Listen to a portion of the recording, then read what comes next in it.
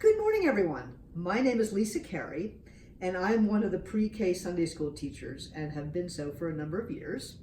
It's wonderful to see all of you and a great privilege to be with you this morning. Over the years, Colleen Skews-Cox and Nancy Clark have prepared a delightful range of classes for us to share in the pre-K room. My personal favorites are the lessons from the Old Testament. From these wonderful stories, we share with our classes what I like to call lessons to live by. God protects those who believe in Him, who are courageous, and who tell the truth. Regardless of your age and class level, each of you know these stories. Daniel in the lion's den, David and Goliath, Noah's Ark. We use these stories to help us learn how to believe in and follow God. Many of these classic stories introduce us to heroes, but also help us share important and simple lessons we can live by through understanding God's love and the importance of being faithful, even when it might not be easy to do so. In addition to these wonderful lessons and characters in the Old Testament, I personally love the stories because they're fun to read. The stories of the Old Testament have great drama and characters. In our pre-K room, we get quite silly play acting Noah's animals, having slingshot contests, and roaring loudly like lions. After our fun, we then discuss the lessons which are marvelous and appropriate, even for our youngest students.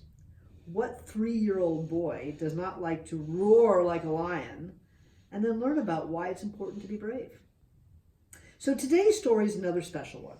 It is one of the ones we, over the last few years, have shared in our last Sunday school class of the year. That story is Joshua and the fall of Jericho. Why this one, you ask?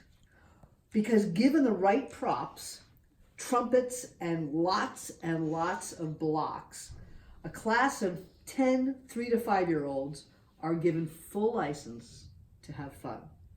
So let's set the stage for the story. After 40 years of wandering in the wilderness, the Israelites crossed the Jordan River into the land God promised them. But before they could settle in the land, they had to face their enemies and defeat them. Their first encounter was a very large walled city called Jericho. In the pre-K classroom, the city of Jericho rose up with lots of play blocks. Each child was given his own horn and told that they could take the blocks down at the end. So I have taken the liberty to read this story today as a poem. I hope you will forgive me for it not being directly from the Bible, but I thought it had a lot of charm and covers the story very nicely. So let's get started. Imagine 10 to 14 preschoolers stationed around the walled city of Jericho, taut and ready to march. There's our Jericho. All right. The Israelites had marched for years. Now Jericho was near. But Jordan River barred their way.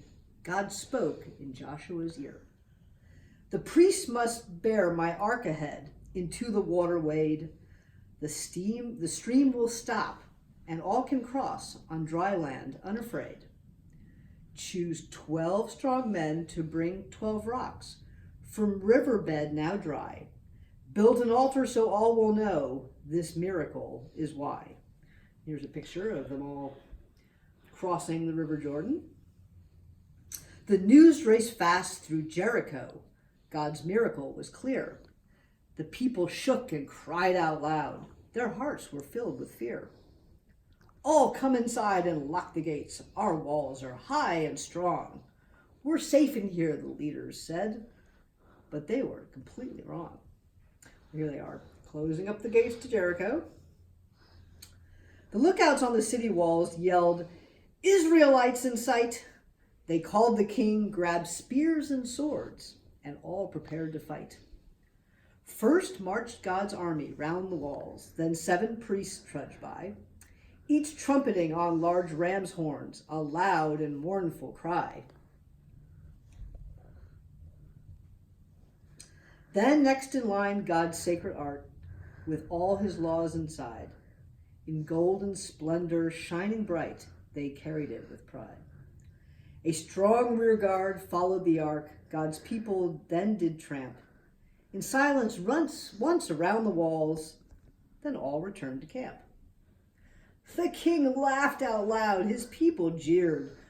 But when the morning came, the Israelites marched once again. They came and did the same. 6 days they circled the city walls, just once, and then they left. The king and people, locked inside, made jokes and called them pests. The 7th day dawned bright and clear. They marched round city walls, not once around this time, oh no, but 7 times in all. Now blast your horns, all people shout, roared Joseph to this crowd. With all their breath, priests blew their horns, and folks yelled long and loud. The city walls cracked, shook, they slid. Big rocks dropped all around. The king and many people died when the walls came tumbling down. The Israelites now owned the town and all the treasures there. God's every word they had obeyed. His love they did declare. So by the time we finished the story in class, children were given the green light to blow their trumpets and bring down the walls. You can probably imagine the joy and complete chaos in the pre-K classroom. But what a wonderful way to share a story. The story of Joshua and the fall of Jericho provides a simple and powerful lesson about trusting God. God asked Joshua to lead the Israelites in a plan to march around the city for 7 days. Such a plan could have been dismissed as too simple or hopeless. There were a lot of soldiers inside those walls, and the Israelites and Joshua had to have been very scared. But in this story, God prevails upon Joshua to trust his plan and for him to lead the Israelites in carrying out that plan. Even if they were uncertain or thought the plan was crazy, they trusted God, and victory was theirs because of that trust. Joshua also showed that he could lead in the face of adversity and execute God's plan. So every day now, in your families and all around us, we all face small and large challenges. But this story, like many others in the Old Testament, provides a roadmap to confront, to be brave, and to trust in God. Think of your challenges today as individual blocks. By trusting in God, you will find creative solutions for knocking down your individual challenges. I am so happy to have been able to share one of the classics of the Old Testament. I wish we were together, but we will march again soon. Happy Memorial Day, happy summer, and most importantly, take time to have lots of fun. Thank you.